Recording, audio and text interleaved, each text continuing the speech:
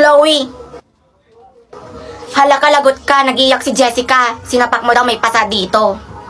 Eh siya kaya ang nauuna. Kahit ako ang nauna, dapat hindi mo pa rin ako sinapak. Tignan mo, may pasa ako. Kawasa ka, sinabihan mo kung may putok. Hala ka, Chloe. Andyan na pati yung mama ni Jessica. Lagot ka. Lagot ka sa mama ko. Humanda ka. Sino dito si Chloe? Ako po. Ikaw? Opo. Pagpasensyahan mo na yung anak ko, ha. Hindi, okay lang naman po sa akin, tita, eh. Kaso, sinabihan niya akong may putok po, eh. Ako nang bahala dito. Inay, ako na po yung may pasa, eh. Kulang pa yan. Dapat nga binugbog yung mukha mo, eh. Nagigigil ako sa'yo, ha. Sa susunod, Chloe, ha, kapag inasar ka nito, bugbugin mo yung mukha, yung tipo mong hihiram siya ng mukha sa aso. Halika dito. Tayo naman kasi, parang hindi niyo ako anak.